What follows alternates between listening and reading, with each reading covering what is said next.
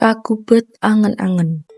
Cerkak punika nyariosaken babagan Kibardan Natasastra lan Mbah Brintik ingkang sami sepuh lan rembagan bab urip, tresna lan kasustran Jawa. Senajan sampun suwe pisah, Mbah Brintik tasih kagungan raos tresna dhateng Kibardan, nanging dipun pendhem mawi unggah-ungguh lan guyu alus. Punika nggambaraken katresnan sejati ingkang boten sirna dening wekdal lan rasa tresna dhateng kebudayaan Jawa ingkang kedah dipun uri-uri.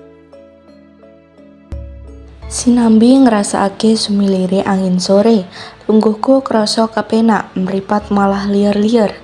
Layang kang wis dik ceketen terus dik waca, surasa bisa gawe godhengku.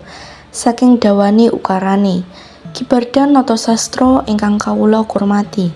Nyadun sewu deduka Ki. Atur kawula wonten serat punika tanpa ukara ingkang cundhuk kaliyan kasustran Jawi. Jalaran kawula punika pancen tasih umbelen ing bab kasustran Jawi. Nalika kawula nampi serat panjenengan, saged kawula namung nembang duren. Nalika semanten kawula rumaos kados nalika tasih wonten TK. Depi Maha Guru saking pawiyatan luhur ingkang mumpuni bab kasustran Jawi. Punapa malih sareng panjenengan dangu kados pun dibedahipun pengarang basa Jawi kaliyan pengarang sanesipun lajeng panjetrep. Nengan dangu malih pundi ingkang trep antawisipun tembung tumbuk warsane kaliyan tanggap bersone. Saged kawula boten beda kaliyan bakul sate ingkang kecak lan lilir. Bingungi ugi sami kaliyan entung namun gila-gilo endi elor endi kidul Ki. Upami badhe kawula aturi wangsulan miturut daya pikir kawula ingkang namung sak glugut binara. Pitu punika inggih meksa taksih maju mundur, mengke inggih boten beda sadhawuhe dhateng panjenenganipun mulut muspra tiwas inggih kelejingan ambega mengkis-mengkis. Rasane lu tekan kono dek lereni anggonmu maca, aku ambegan landung karo mikir-mikir nggambarake kaya ngopo sing karan Mbah Brintik sing kirim layang iku. Merga tepungku ya mung sarana angen-angen bae nalika aku maca karangane kang dipacakana penjabar semangat. Aku miwiti maca maneh selak kapingin ngerti terusane opo bae kang dirakit dening Mbah Brintik.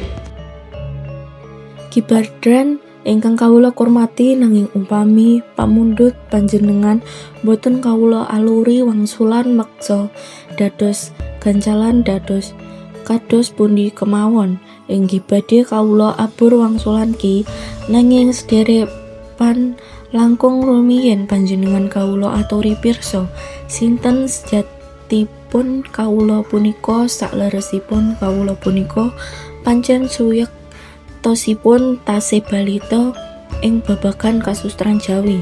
Sarening tasih balita mila inggih sok cemlowo malah ratu-ratu asring tumindak ingkang kirang prayogi, sok malah kados pinter-pinter piyambak. Lajeng nebah dada aku kok dene angin kawula asrih nyerat anggene basa Jawa punika boten kok pinteren saestu boten. Sedaya kala wau namung nuruli kerdi nanging kekajengan ingkang boten saged dipun bendung ingkang kepingin digar wonten madyaning kasustran Jawi. Dados kawula punika kemendel taksih umbelen kumawantun ngayahi bab ingkang sanesipun dipun ayahi para winasis mekaten kirang langkung bab pribadi kawula Ki. Mila menawi wonten ingkang mistani kawula punika mumpuni ing bab kasustran Jawi, jalaran asring nyerat wonten kalawarti sedaya wau kirang leres kangge kawula menawi dipun mistani mumpuni malah kados nyunggi lumpang keteng awat sanget tiang namung pitik trondol kemawon kok ndedak badhe mabur tiwas keple siwiwine paling boten inggih lariripun brondoli. Layang dek silih ambekanku munggah medun, kagawa atiku ruwet banget. Kembang-kembang ing pelantaran kang repo dinulu iku malah sakjak ngicik aku. Barang dak sawang tak kanthi parmati, malah kaya salin wewujudan. Saya suwe saya katon wolo-wolo wujud pawongan lanang sak berakanku. Kanthi trapasila banget pawongan iki nyedaki aku terus awet kurmat. Karo sejak semenak banget dheweke wiwit ngomong sing aku mung mlungu. Nyuwun sewu, panjenengan rak jibardan nata sastra nggih. Durung nganti aku kober mangsuli, pawongan mau wis neruske ngomong.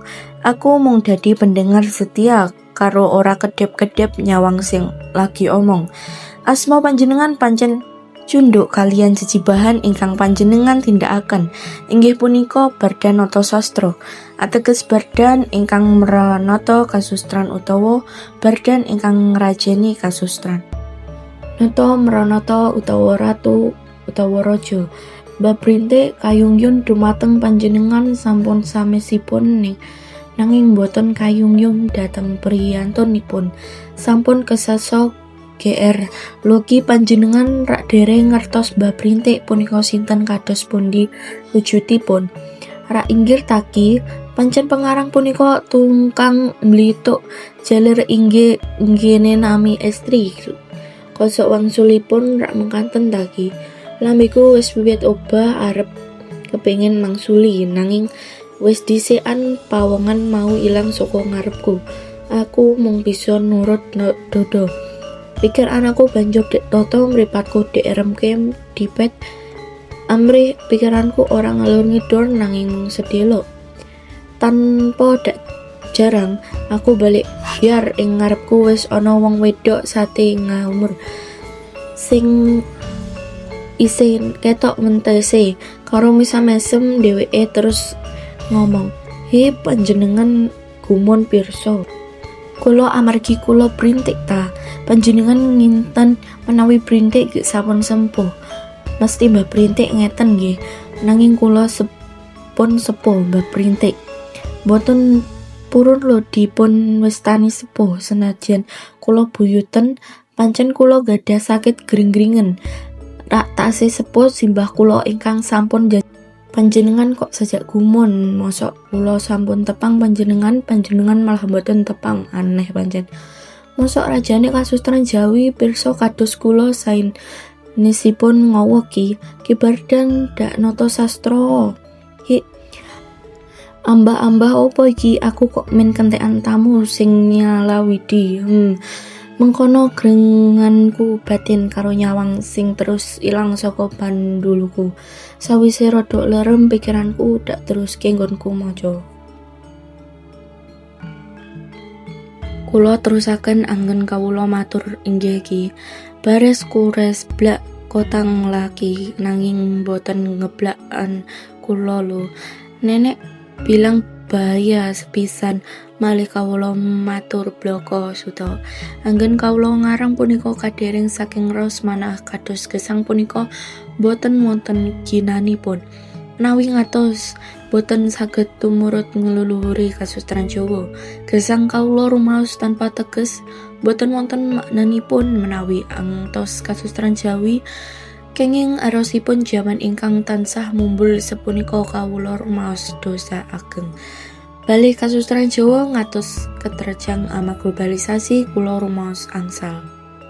Bagian ingkang ageng saged bilih kasustran Jawi saged telep lestrat tembang rembayung wahipun gembel saged dipun raosaken anak putu salajengipun benjing dene menawi penjabar semangat minangka ajang angen kawula ngundar gagasan kangge kawula sampun trep saged awit miturut pemanggih kawula penjabar semangat punika satunggaling kawula warti basa Jawi ingkang sampun kathah umuripun sampun gadhah pengalaman ingkang murak kabi tumrap bebrayan agung tur malih penyabar semangat sampung jembar wawasipun gadah watak ajur-ajur nyumrambahi dumateng sok sintene kemawon meratah sak indenging Nusantara miturut pamanggih kawula penjabar semangat gadah watak ajur-ajur ambek adil pamarto sedaya dipun rungkut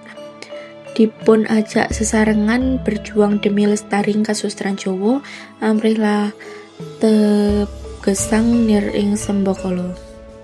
Sopo sing gak ngerti ya nek penjabar semangat pancen mengkono. Jiluwih ngerti aku kowe ndadak kakehan macem-macem. Kirim layang sao mengkono anggonku ngergeni batin sing kirim layang. Ning maksa bae aku nerusne maca amarga pancen bendang ngerti pun kasaning ocehane brintik. Duh kinatra sastra ingkang kula hormati sundul wewungan klentuki sundul ngawiyat dening saking kurmatan kawula lho tercados monggo boten inggih kersa sak asasita. Edan tenan kok menus iki jan saya ngladrah. Aku ngrundel batin kanthi terus ngijilengi layang sing sak alar-aral dawane iku. Boten kados ki, saking angen kawula kepingin atur wangsulan dhateng panjenengan, kawula rencani jahe wana poyang payingan endi entong endi iros kunci diraupi cilaka mentrit klentu kucing garong. Meh kemawon kawula dipun ngrangsang kena babak belur upami boten nglambakaken aji-aji Semar Mesem. Ning meksa dipun pentelingi kawula dipun uneni sengak. Mbak Brintik, kowe pancen pengarang pengok. Wis ngerti, nek bangsaku iki masih yo gak adus nganti modar pancet bagus. Uleng-ulengan. Lah opo aku mau gebyur dasar pengarang gladrah awakmu saking gisinan karo Kibadran to. Mulane ta, pitik kate bae dadak kluruk barang. Lakon pentolmu gulumu mungsu Kibadran kapokmu kapan, Maleko Kibadran ki sapa? Dudu wong sembarangan, kimono rajane kasustran lho. Rumangsamu kategor ora saiki kowe. Duh ki menawi wirangipun liyane kepudan kemawon tak sidereng sepinten. Jalaran menawi kapudan monten kamar namung liang kaliarak malah gimana garang ngalen lagi. Dek lereni meneh nganggonku maca atiku jan ngenjanjel sak deleng klik. Bener kucinge Mbah Brintik pengarang pengok gladrah omongane pating pletot senajan tak mengkono kabak salayang danglik dakwah meneh satusipun ki kawula lajeng dudahi botekan bumbon sak botekan murat marit wersuh weksu boten wonten ingkang kawula padosi. Sareng sonten masak bumbon campur aduk kawula wau langsung kawula ulek sak griya sedinten geber-geber kados jaran korek wahing terusan ke sautan wajan kados kontes jaran nggah berkemawon aneh tapi nyoto mboten lega. Lajeng datang pekan sedinten ngubengi pekan inggih tanpa ndamel sarengipun sampun dengklek.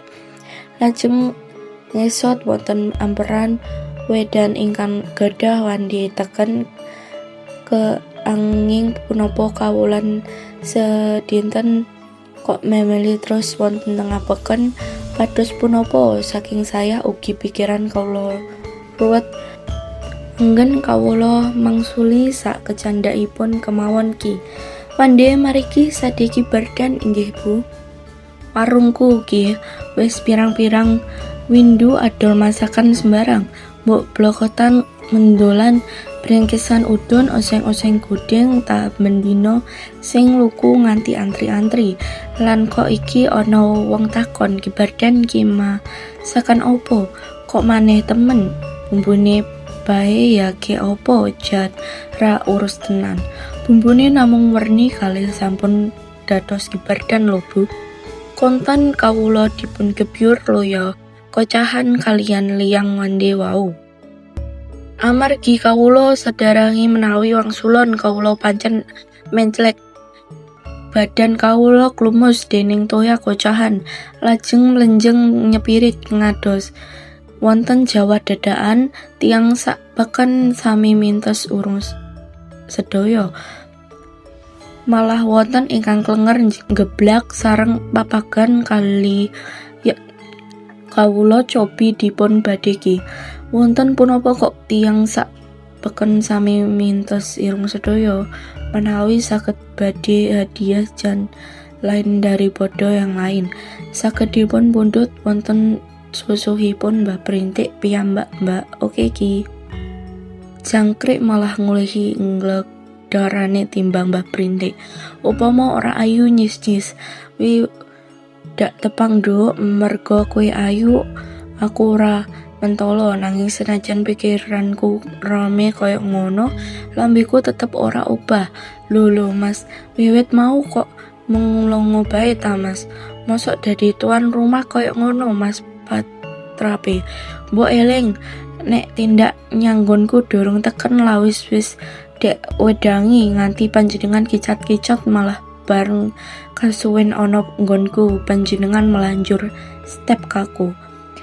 Paling iku pikirane nyang Mbah Brintik. Iya ta, Mbah Brintik sadurunge pirsa Mbah Brintik panjenengan Mas umpama pirsa tenan, woh genah durung petuk wis nyervisno jantung dhisik lho Mas ketemu Mbah Brintik sepisan jantung sak paru-paru panjenengan mrotoli kelakon kono dak aturi ya Mas.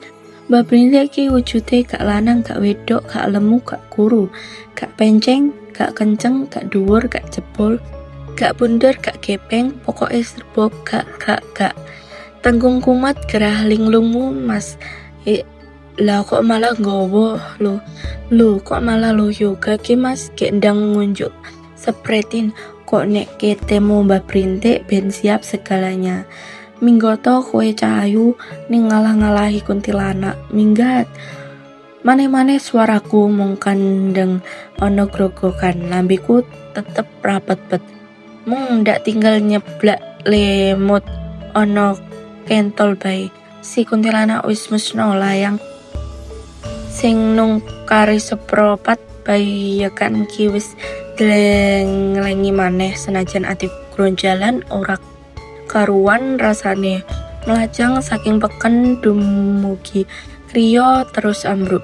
Tujuanipun kawula lajeng dipun kroyong nini omong kaki omong ingkang tansah ngresok kawula rinten kawula dalu kanthi saking katresnan umbun-umbunan kawula dipun lus-lus dipun sembuli ndadosaken karaos maknyes ingkang sadurunge badan boten beda kalian lari atlet dipun lela-lela iyungipun dipun tembangaken lir-ilir ayam tentrem saking Allah kalian tetep ngelus-ngelus bun-bunan kawula nini omong kaki omong nyukani pitedah katah-katah saha semu nutu kawula saged ipun namung sumarah boten saged suwula. Kebangetan kowe Brintik ketang nganggon tresno lan ngundi maris kesustran Jawa tetep lestari urip rembayung mbok rewangi ketitiran polamu ora beda kitiran ngati wirang isin mbok lakoni diwodo dinyek nganti kucing-kucing mbok raupi kaningayo kowe Brintik senajan napasmu meh pedot kowe tetep mlayu ngeber kekarapanmu Brintik. Yo aku ngerti ora ana gegoyohan mau bakal kelakon namung bisa nedo hi sakehing sembakala tetep teguh ing pagawa ora mendat yang dibrandat ora regu yang diguyu ora menter yang dijewer.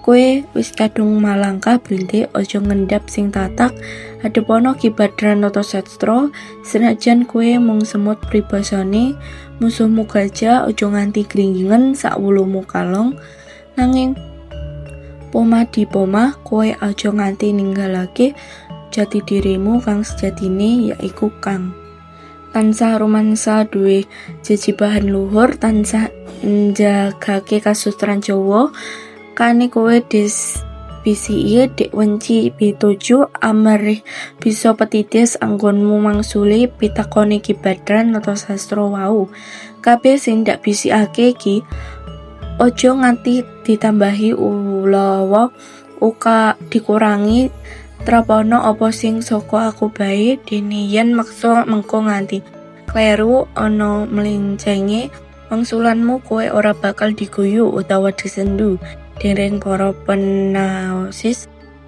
Jalaran sing kebangetan rak di sing takon tawang sing ngerti sih cemblodo kok lakoni sing ndaki-ndaki wis ki ndang yahono siji bahanmu ngadepo kibadran atau sastra aja ndadak mangu-mangu cak jurungi sembur suwu lan ndonga rahayu basuki. Makaten ki anggenipun paringi pledahanini among kaki. Among nda teng kawula srengeng sedaya pitedah kawula kanthi bisik-bisik saged kawula atur wangsulan inggih kanthi bisik-bisik monggo ki panjenengan nyelak kawula bisiki nanging sederengipun monggo dipun midangi taken rumiyin anggen kawula nembangaken lang guyonan ki Jah gajah kowe dak kandhani jah ojo mungsuh semut salah-salah kowe digrumut suwe-suwe nyerupul. Tekan kono aku wis ora bisa nahan nggondoke atiku. Layang sing durung tutung dak waca dak untel-untur arepe nyuwek-nyuwek kok ya isih rada ana mangu. Senajan mengkono kanggo ngayose para saku aku bengok sak kayangi. Berintik edan, kowe pancen pengarah ngladrah.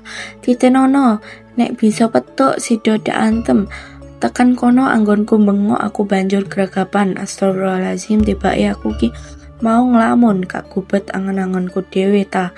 Weh, lah kok PS yang dak waca mau tak malah mencelat. Kayak kaya bar diuntel-unter. Wo iya aku mau rada anggo ngantem si bab berintik kowe.